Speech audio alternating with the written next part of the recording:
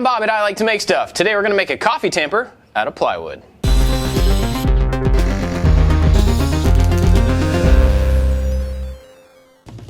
While I've been stuck at home, I've been trying all sorts of new things, and even things that I used to do a long time ago. In fact, when I was in college, I was a barista. Recently, I decided to buy myself an inexpensive espresso machine so I could make some drinks at home. With that machine came this terrible plastic little tamper to squish down the espresso. And I decided I wanted to make another one. And then right after that, I saw this awesome guy named Andrew on Instagram making one out of recycled skateboards. And then I also saw the awesome Michael Alm making patterned plywood. So I decided to put all those things together and make my own tamper. This is actually going to work out really well because it's something I need in the house and it's something I can make out of scraps that I've already got here. I've got a vague idea of how I'm going to put this together, and the first thing I need to do is cut down some plywood.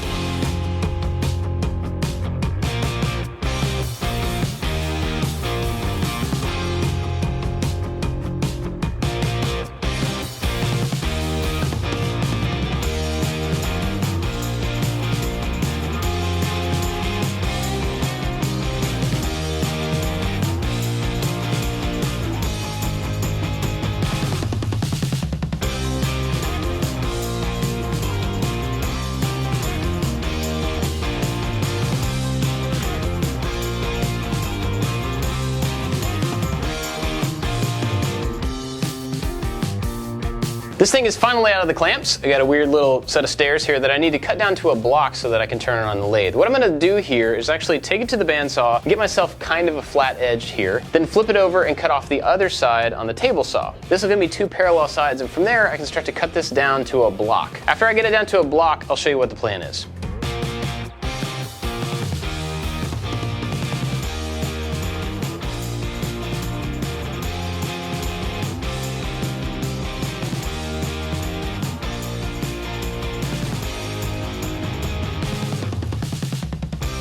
I don't have a real clear idea of what this is going to end up looking like, but at least I have a blank now that I can start cutting up and then repiecing together to make different patterns. So my plan is to cut this into 4 equal parts, take 2 opposite corners and flip them around and glue it back into a block. I'm going to do that, see if I like the way the pattern looks, and if I need to do it again, I can always chop off different corners, glue them back in place, and see if I like it. So I'm just going to keep doing that for a while until I get an interesting pattern on the outside, then we'll take it to the lathe.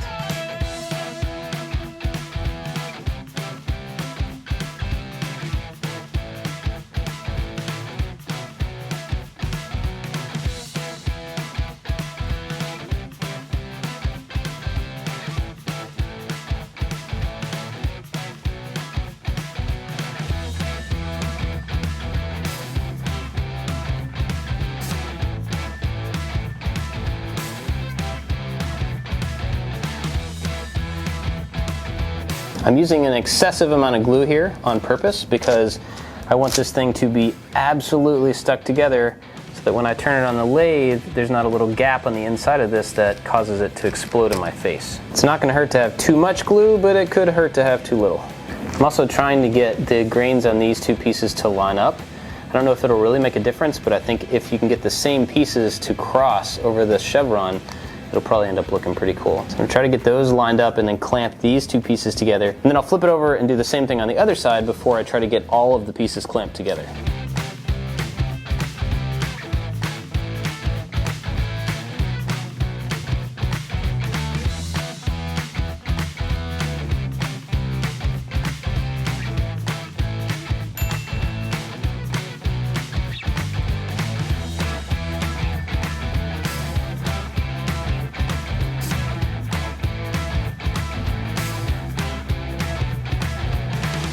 This video is sponsored by KiwiCo, and they gave me a bunch of talking points, but I'd really rather just tell you my personal experience because we have been getting KiwiCo crates in our house for well over a year. It started because my sister-in-law sent one of my sons a crate as a gift for Christmas, and after watching him do it, I decided immediately to let all of the kids pick out a crate on the website that matched their personality and their interests, and then we got each one of them a subscription.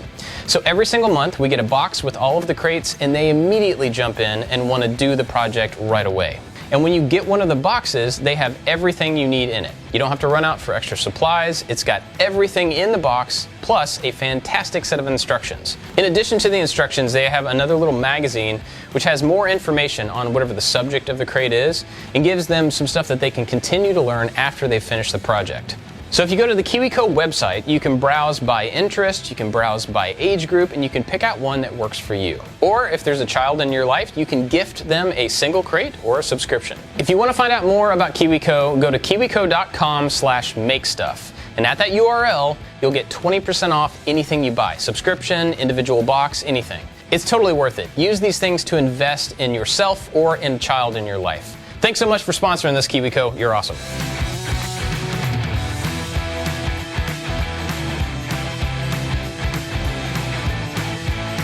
Now that I've got this turned down to a cylinder, I can actually see what the pattern's going to look like. And it's funny because I was thinking it would be kind of a chevron, forgetting the fact that this was going to have a curved surface. The thing that's really cool is that now you have that chevron look, but the lines are curved around the outside. Obviously, it's going to continue to change as I add profile, but this is actually looking pretty cool.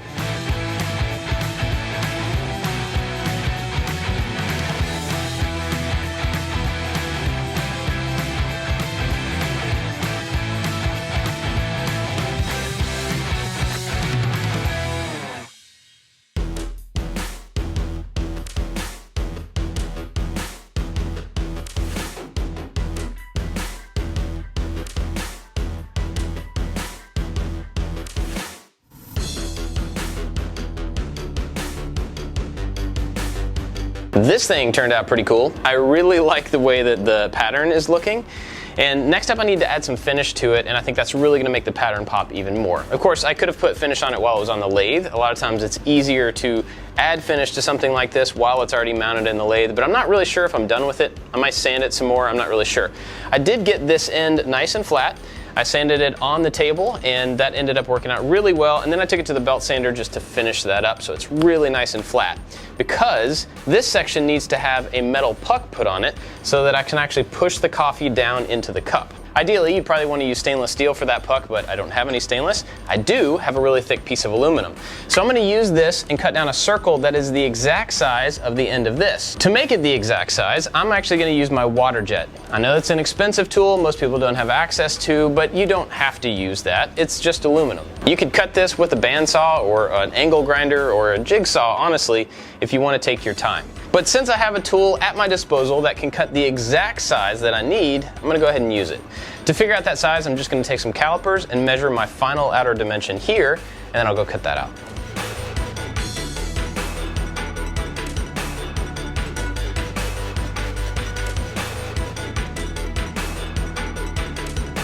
I'm going to glue these two things together with some 5-minute epoxy, and I could probably just put it in here on these surfaces and glue it together, and I think it would stay, but it's also not going to hurt to add some texture on both of these surfaces so the epoxy will have more places to go and hopefully help them stick together for a really long time.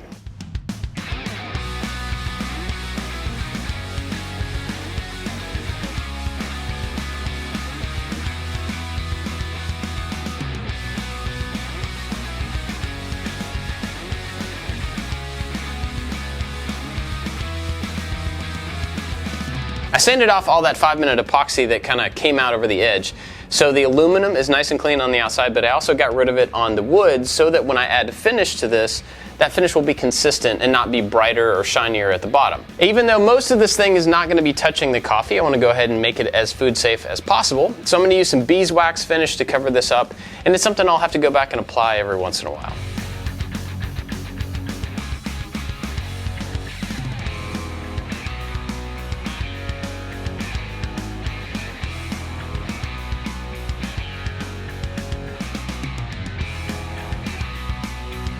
This thing turned out pretty cool. I honestly did not expect having that V happen over a curve. I just didn't really think that far through it, but I really like how that looks. I think if I were to do this again though, I would actually make the glue up in two separate pieces. I would put these two pieces together to make sure that that V was aligned, and then do the same for the backside. But then I would wait till the glue dried on both of those before putting them together. Because I think it would be super cool if the line were able to completely follow all the way around the piece. And in trying to do all 4 of those pieces at the same time, I just didn't focus on getting the outsides lined up. But other than that, for just goofing around and kind of throwing some plywood together, this thing looks pretty cool. Big thanks to Michael and Andrew, the 2 guys that gave me different ideas to put this whole thing together. They both make awesome stuff. I'm going to link them down below. You should definitely go check them out. If this gave you an idea for a project that you could make, I would love to hear about it down in the comments. We've got tons of projects of all different types. Be sure to check some of those out. And if you're not subscribed, go ahead and do that as well. That's it for this one. Thanks for watching. We'll see you next time. And I've got this weird little stair step thing. I'm going to link them down below. They both make awesome. Be sure to check some of those out. Hit the.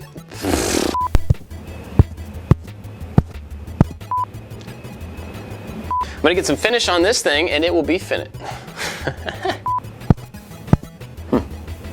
Weird.